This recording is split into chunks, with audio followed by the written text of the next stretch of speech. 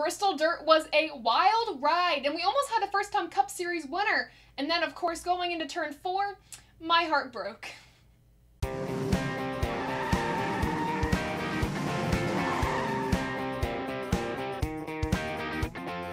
Hey race fans, it's Taylor and welcome back to Above the Yellow Line, the show where we talk all about the NASCAR Cup Series. And guys, Bristol Dirt happened Easter Sunday, plagued by a lot of rain, a lot of confusion. We'll get to your reactions and mine as well. Then we'll go into some news about North Wilkesboro Speedway, breaking that down, my reaction, and then going into a preview of the Geico 500 at Talladega happening this weekend. Lots of fun stuff happening this weekend.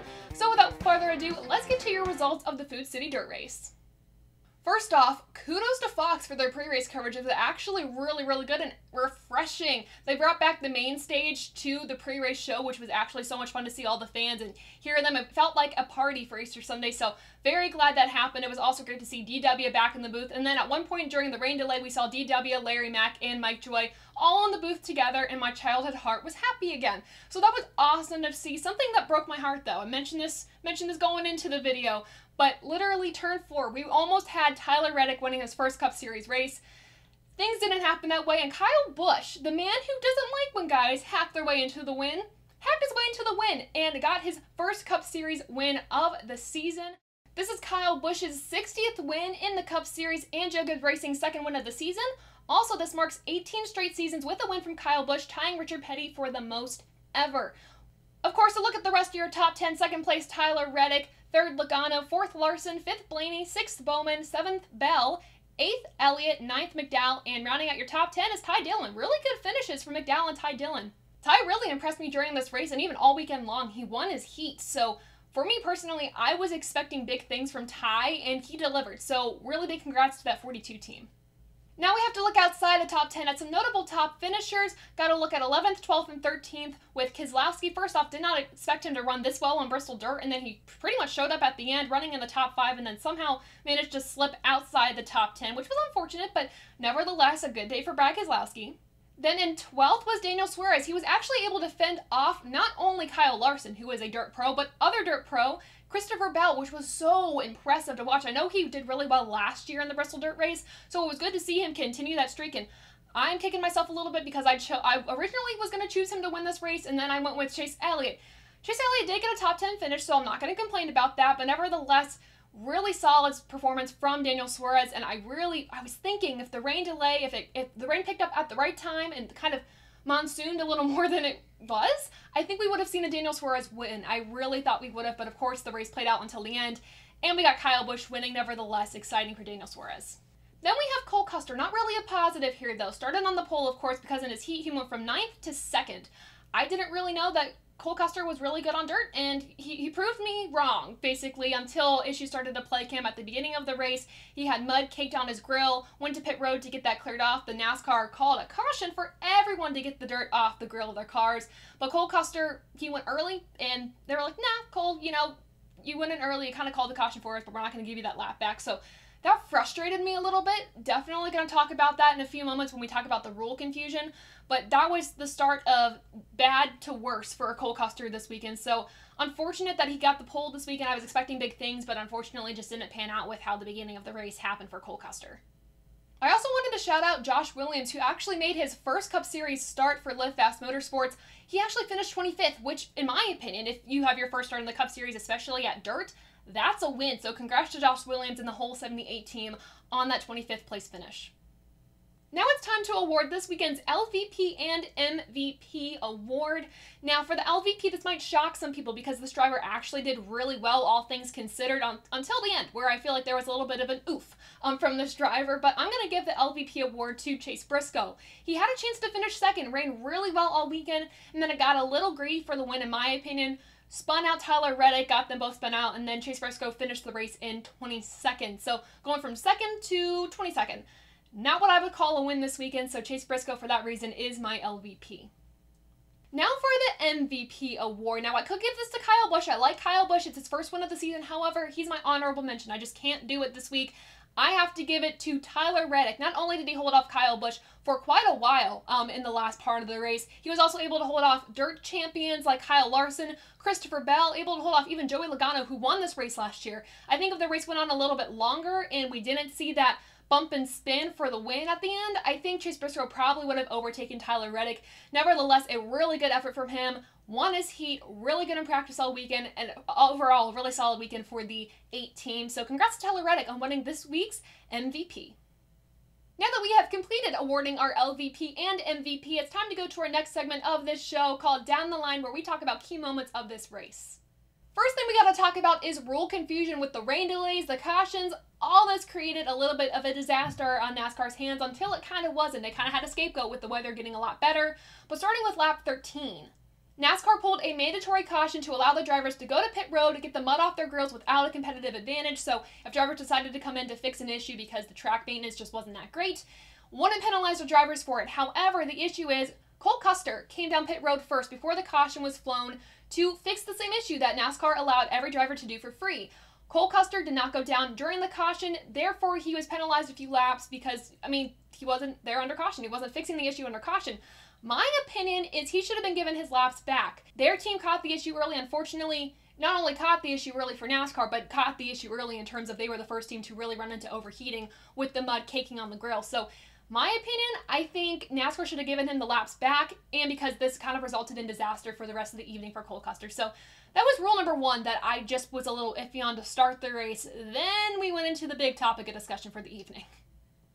So stage 2 came to a close, and then it started raining, and the NASCAR kind of halted the race. Important thing to remember, there was a lot of confusion as to, well, if the race stopped right now, who would be scored the leader, because people came into pit road and drivers stayed out, thinking this was a rain strategy call. This is what everyone was confused on. So for Bristol Dirt, the rules are completely different. So normally on a race weekend, when we would go to stage cautions, they were just that, they were cautions. Bristol Dirt, when the stage would end, the race would be red flagged. There would be no live cautions at all. So, because the race is red flagged at the end of the stages, that is how the scoring stays until we go back to green and the scoring is switched up again. That is where fans had their issues. That's why drivers were confused, fans were confused, the broadcast was confused. I even think NASCAR was confused themselves as we were waiting word as to what the rule actually was. I was hoping going into this race things would be a little bit more solidified with rules of communication, because last year it was flying by the seat of our pants. NASCAR was coming up with rules left and right that would make this race work regardless. And this year, yeah, we saw a lot of improvement. Don't get me wrong, we definitely did. But my whole thing is NASCAR had no option but to restart the race, because they knew if they stopped the race then and there at the end of stage 2 with the rain, and luckily the rain let up, they would have to have answered a lot of questions, not just from the fans, but from the crews especially, and from the drivers on, well, I thought I finished P2, but now I'm actually being scored P22. What is this? So luckily for NASCAR, like I said, they had a scapegoat, but I hope next year we can improve upon this a little bit more, and if we're going to keep doing Bristol Dirt or any form of dirt racing, we have rules set in place that work. Listen to the drivers, communicate with them ahead of time, answer the question, if there is rain, what happens? Because this time in April, if we're going to have a dirt race in April in Tennessee, expect rain. So I also think there needs to be maybe a schedule flip in terms of a dirt race. Nevertheless, things could have definitely been better. Finally, let's talk about how disagreements should be handled. This is totally opposite to what we discussed with the Martinsville race with Sam Mayer and Ty Gibbs. This is how I want to see drivers deal with their issues. Now, of course, we already know, I already mentioned this, Chase Briscoe wrecked out Tyler Reddick to try to get the win. None of them won. They both wrecked out. Now, after the race, first off, I just have to mention Tyler Reddick is way too hard on himself, and I hate it. He did everything he possibly could have done to get that win, and he did really well, so I hate that he's just not either confident with himself or that he's just way too difficult with himself on how well he's actually doing. So first off, Tyler Reddick, if you're listening to this, don't know if you are, but please be kind to yourself. The win is coming. Don't you worry. You're doing everything you need to. Keep doing what you're doing. But then that leads me to the discussion at hand. So after the race, we all could have seen a fight. I wasn't expecting a fight knowing the character of Briscoe and Reddick, but Chase Briscoe actually went up to Reddick following the race, and they handled it like adults. They talked it out. They actually talked it out on air. We got to hear everything that they said, and that's how things should be dealt with. I don't want people throwing fists, and especially if your helmet's still on, we don't want that. But they talked about it, and they're like, all right, we're going to move on to Talladega until next time is what they said. So I am glad it was handled the way it was. So much respect for those two drivers, and I think they also have a mutual respect for each other, which helps in the long run. But yeah, if things moving forward, I want to see that kind of behavior from the drivers. Not punching, not kicking people, not shoving people over. I want to see some conversation. So kudos to Reddick and Briscoe for handling this like adults.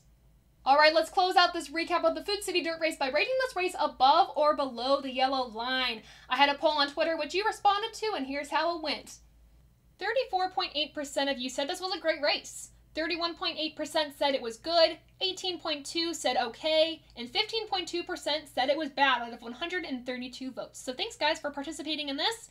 And here's also what you had to say. Elite Precision 29 said, too messy. Race never got flowing. Yeah, rain delays didn't help. I still don't agree with Bristol being a dirt race. If NASCAR wants Cup dirt racing on the schedule, why not go to an actual dirt track like Eldora or Knoxville?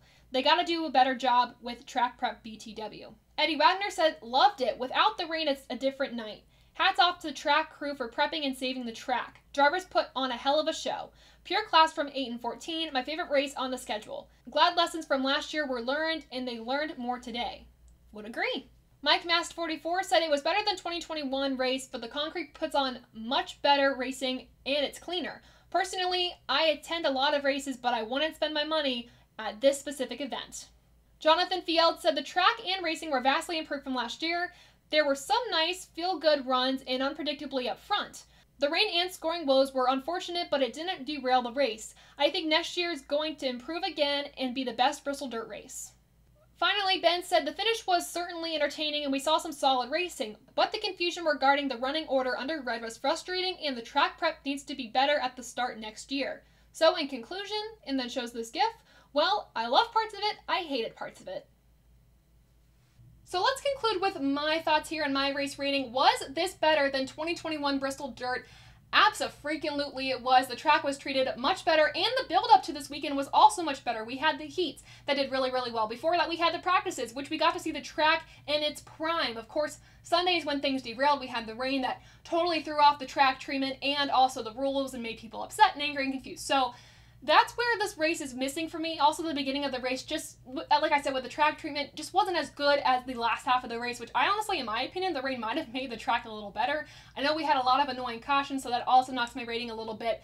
However, this race is above the yellow line for me, and I'm still debating in my head what I want to give this race, so oh my goodness. Let's give it a 58%. I don't know if that's too high or if that's too low, but I think 58, definitely above the line. Just still a lot of improvement to happen. I don't know. What do you guys think? What would you guys rate this race? Let me know in the comments below. Hopefully mine isn't too low, and hopefully it's also not too high. Alright, before we get into the Geico 500 preview, we gotta talk about North Wilkesboro Speedway because it is back. The track hosted NASCAR races from 1949 to 1996, with Jeff Gordon winning the last Cup race at the track. They also raced a little bit from 2010 to 2011. Then the Save the Speedway effort are bringing this track back to life. Starting this August, they're actually going to be racing on the pavement in some late model series and some grassroots series, doing the same thing again in October when they're going to take up the asphalt, and then they're going to race on the original dirt surface, which is really cool. Now, don't expect any of the NASCAR Top 3 series to be racing on this track anytime soon. Marcus said the earliest he can see any of this happening would be 2024, and most likely with the Truck Series. So we'll have to see in the next few years what this track holds for NASCAR's Top 3 series. Personally, I think I would have liked to have seen Rockingham come back before North Wilkesboro. I know that Dale Jr. had a really big role in bringing North Wilkesboro and that movement back to life, so thank you, Dale Jr. Nevertheless, I was never lucky enough to see these races when I was younger or even, before I was born, because that's when these races actually happened. So I'm really excited to kind of relive some NASCAR history with these late model series, these grassroots series coming back to life on the track, and then maybe 2024 we might see the Truck Series on the track. Who knows? What do you think about North Wilkesboro coming back? Let me know in the comments below. Alright, finally it's time to get to our preview of the Geico 500 at Talladega Superspeedway, starting with your track facts. The track length is 2.66 miles long, with the race length being 188 laps or 500 miles. Stages 1 and 2 are 60 laps each, and the final stage is 68 laps. Now it's time to line up the odds talking about the driver's stats for this weekend. The last drivers to win at the track was Brad Keselowski in the spring and Bubba Wallace in the fall. Speaking of Keselowski, the active driver with the most track wins is Brad Keselowski with 6. Now the active driver with the best average track finish with more than 5 starts is Ty Dillon with a best average finishing position of 12. Next, the team with the most track wins is Hendrick Motorsports with 13. However, right behind them is RCR with 12, and then Penske with 10. Finally, let's look at our win by manufacturer. Chevrolet has 41 wins at Talladega, Ford has 31, and Toyota has 5. All this information coming from RacingReference.com. Finally, let's go into our to watch and to worry. Now, my to worry this weekend, the first one is Bubba Wallace. Has had a not so good season so far for 23XI Racing. All of his finishes, -1, have been outside the top 10. not good at all. And I know Talladega, I mean, we all know last year that he won that race, rain shortened, but nevertheless a win. So I really want to see Bubba Wallace do well, knowing that he's also really good on super speedways. I'm also going to be worried about Denny Hamlin. 8 out of the 9 races we have raced so far this season, Denny Hamlin has finished outside of the top 10. The one race where he didn't finish outside of the top 10, he won. He has the 10th best average finish amongst the active drivers, and for me personally, I'm worried he's going to get another DNF this weekend. We know Dega, we know that there's the big one, and I'm worried that Denny Hamlin might get caught in it, so nevertheless, hope he can have a good weekend, but I fear for him this weekend. Finally, with our drivers to watch, I'm going to be looking at Brad Keselowski. This is statistically one of his best tracks with 6 wins at Talladega. So he's been picking up steam this past few weekends, so I'm going to be hoping to see him do well. Then Tyler Reddick, a heartbreaker from Bristol Dirt. Nevertheless, I think he has a possibility of getting a win. These super speedways are kind of up in the air, so hope to see Tyler Reddick do well as well. So what are your 2 watch to worry for this weekend for the Geico 500? Let me know in the comments below. And with that, we are done with this episode of Above the Yellow Line, the show where we talk all about the NASCAR Cup Series. To get more great content from us, make sure to check out our social media pages, _Taylor Kitchen_ for race polls, Twitter Spaces, and much more from us at Above the Yellow Line. Also, make sure to follow at Above the Yellow Line on YouTube and Instagram for more great motorsports content and behind the scenes of when we post. Finally, make sure to check out TobyChristie.com on all social media platforms and TobyChristie.com for more great motorsports content. All of this linked in the description below. But before you check out any of those links, make sure to like this video, subscribe to the channel, share this with your friends and family, and guys, thanks so much for watching this episode of Above the Yellow Line, and until next time, I'll see ya.